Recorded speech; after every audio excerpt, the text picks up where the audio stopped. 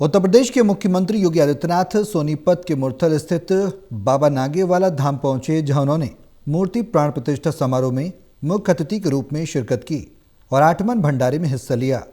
सनातन को कमजोर करने वालों के खिलाफ सीएम ने सतर्क रहने की बात कही।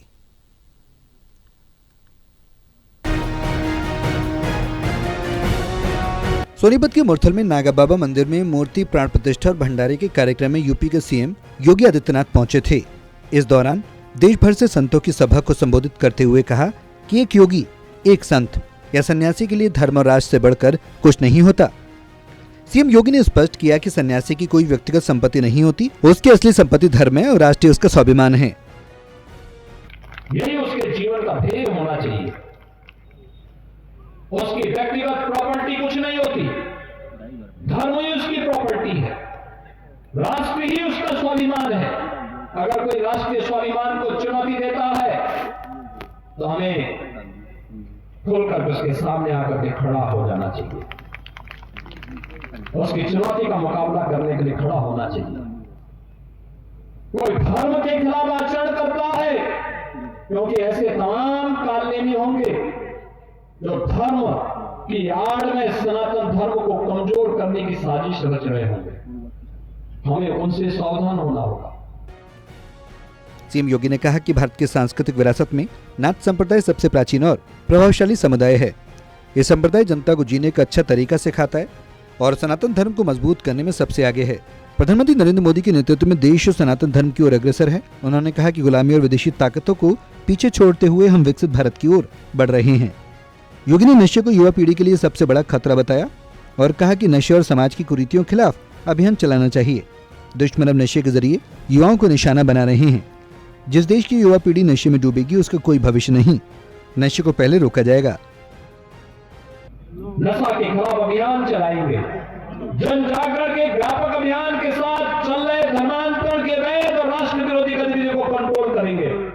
डेमोक्रेसी बदलने की जो साजिश हो रही है, लव जिहाद के नाम पर हमारी बेटियों के साथ जो खिलवाड़ किया जा रहा है, इसको रोकेंगे, सख्ती से रोकेंगे।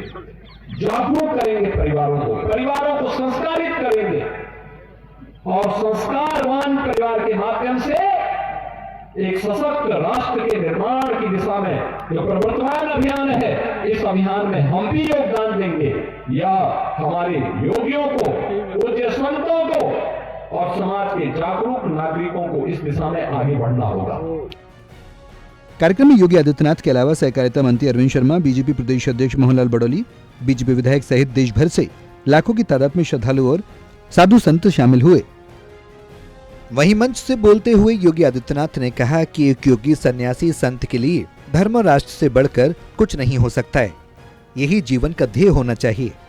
वहीं उन्होंने ये भी कहा है कि उसकी व्यक्तिगत प्रॉपर्टी कुछ नहीं होती, धर्म ही उसकी प्रॉपर्टी होती है, राष्ट्र उसका स्वाभिमान है और कोई राष्ट्र को चुनौती देता है तो खुलकर हमें उसके सामने खड़े हो जाना चाहिए। कोई धर्म के खिलाफ आचरण करता है, ऐसे लोग भी होंगे जो धर्म की आड़ में सनातन धर्म को कमजोर करने की साजिश रच रहे होंगे। लोगों से सावधान और सतर्क रहना पड़ेगा। सीएम योगी ने आगे कहा कि ये हम सबका दायित्व बनता है कि हर उस प्रतीक को सम्मान दें जो हमारे ऋषि मुनियों और शास्त्रों ने हमको प्रेरित किया है।